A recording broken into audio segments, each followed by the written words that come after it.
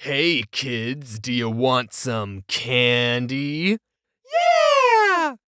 No, kids! Never accept candy from strangers! Don't you know candy can cause cavities? Next time a stranger offers you candy, just think about all the cavities you'd get. This message brought to you by the Dentists of America Association. You've all heard the phrase stranger danger, right? Probably a parent/guardian taught you that you should never trust strangers. And that's really solid advice because you're just a dumb kid who doesn't know what a pedophile is. But all those parents/guardians grew up without the internet. And, the internet is full of strangers. And I'm one of them. How much do you really know about me? I'm a math education major. I want to be a math teacher. Is that I used to have a speech impediment when I was little. I think it was the Halloween after the bunny. And that's why I'm a furry. I, James, was a bedwetter until I was 8 years old.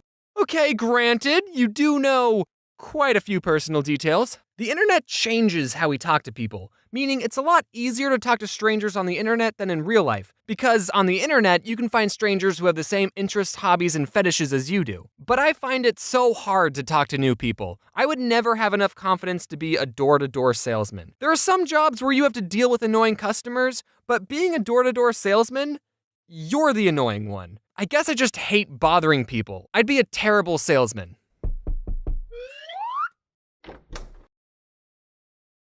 What? Do you have a water filter? Yeah? But I was just thinking that I could use another one. Oh, then you probably don't need this. I'm sorry for wasting your time. One time I actually did have to be a door-to-door salesman for a Boy Scout activity, but I wasn't even selling anything. I was just telling people about a canned food drive the Scouts were doing. As a troop, it was our job to go door to door and ask people if there was any non-perishable food that they were willing to donate. Being a nervous little kid probably benefited me because most people were super nice and a lot of people donated stuff. And even the people who didn't donate were like, "Oh, sorry, I don't have anything on me." You don't have any canned foods?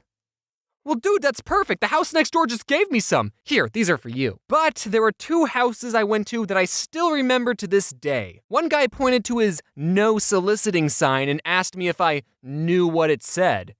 Yeah, I know what soliciting is. I'd always thought that soliciting meant I couldn't sell you something, not that I couldn't ask you for free food. And at the other house, all the guy said was, "Listen, I'm not interested." And then both houses slammed the door in my face. Some of you are probably thinking, that's it?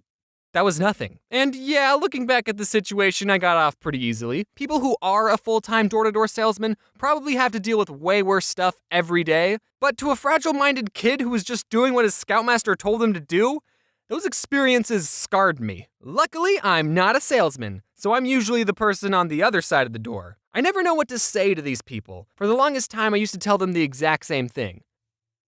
My mom's not home. But one day, that's not going to work. So for now, I just have to pretend that I'm interested, tell them I'll give them a call, and then put their pamphlet into the pile. My grandma, however, would, treat these door-to-door salesmen very differently. You see, my grandma is known as the nicest person on the planet, so she would invite these salesmen inside, offer them a glass of water, and then show them pictures of her grandkids. I'm not exaggerating. One time I was at my Gram-Gram's house just playing some video games, and this person, an adult person I'd never seen before, just started watching me play.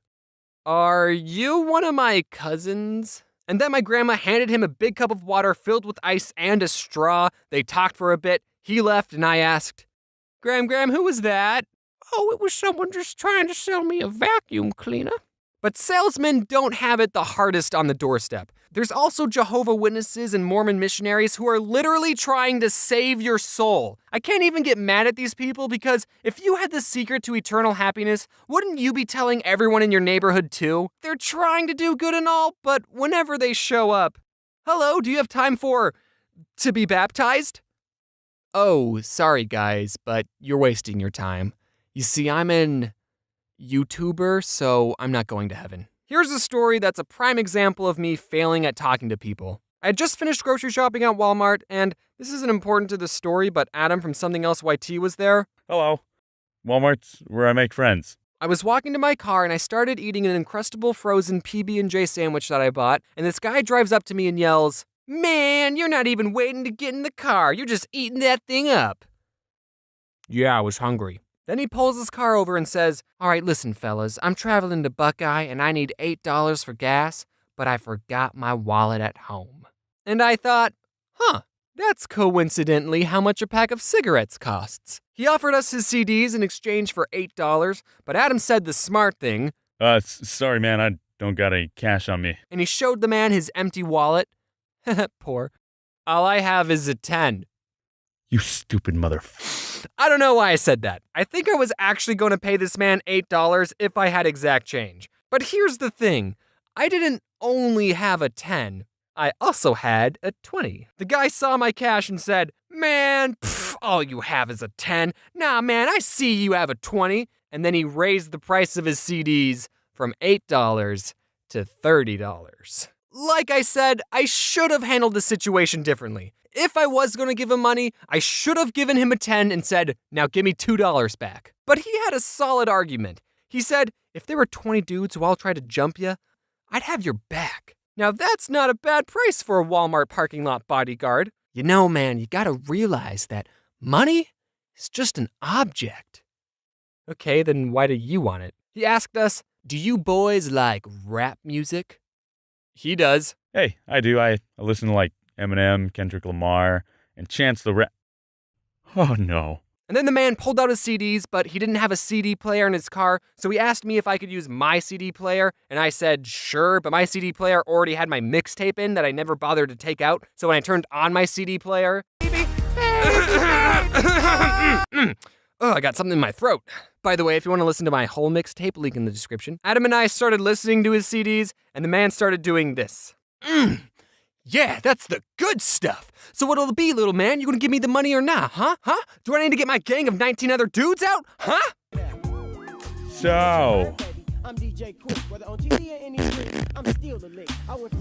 Now $30? No, I just gave my last 30 away.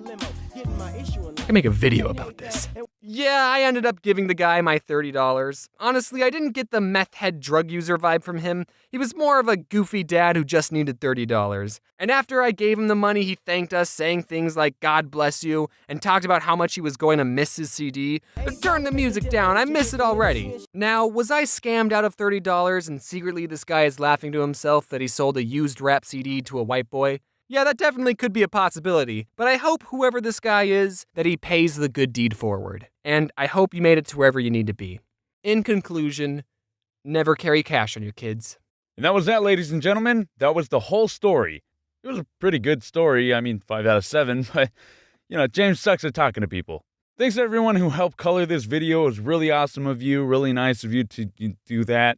That's just that's the end of the script. James didn't really leave me much to say for his end card, so I'm gonna say whatever I want. Where's the Jake Paul book? Chapter 1. So, where do we begin? When I was in high school, I used to dread opening books. And that's as much as we're gonna read. Yeah, I'm not too good at this end card thing. So, how was your day?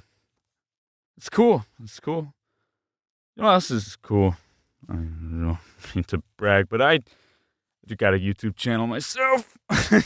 Don't forget to like, comment, subscribe. Comment down below your favorite part of the video. Like that smash button. And as always, wear your stay hydrated.